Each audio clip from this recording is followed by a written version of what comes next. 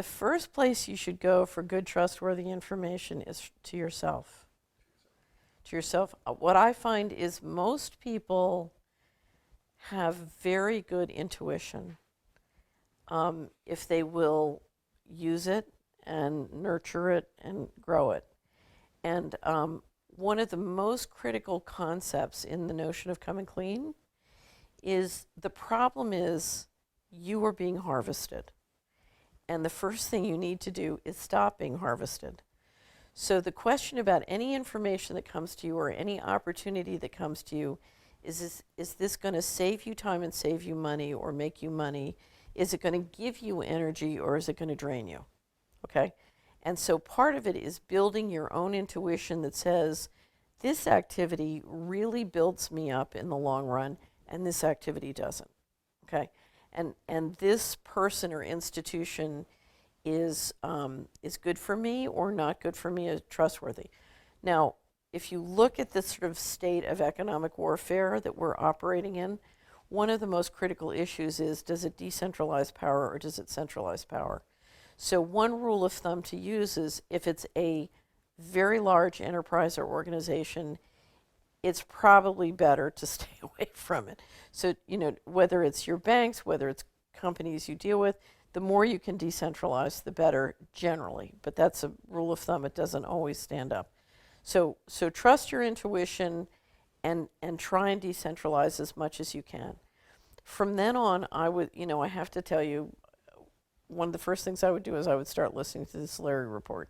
Because what we try and do in the Solari report is identify people in all different areas of health and finances and geopolitical information. We try to identify people who are giving you really good information.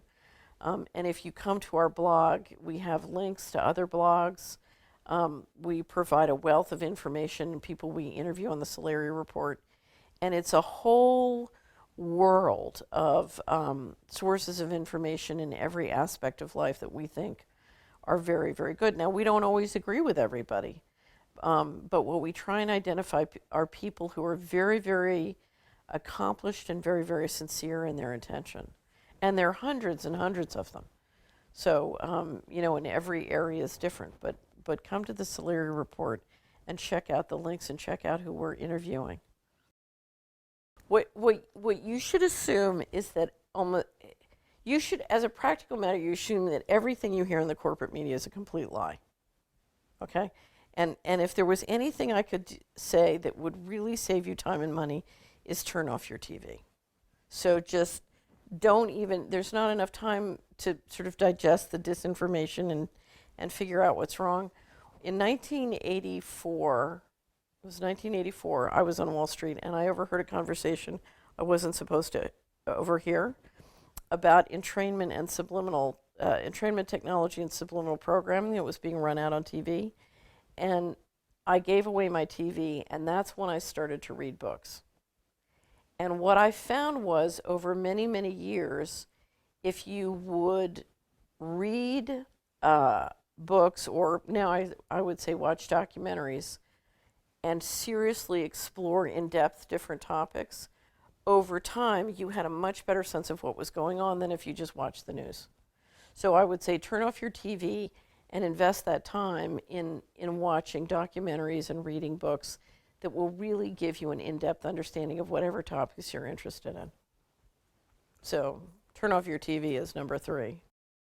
And if you look a list of all the people we've interviewed on the Solari report, all the people we link to, that is a wealth of media, that will keep you occupied. I mean, you could work full time just keeping up with all the things that they're writing and publishing. So there's a wealth of newspapers, magazines, internet information that's available. There's just a wealth.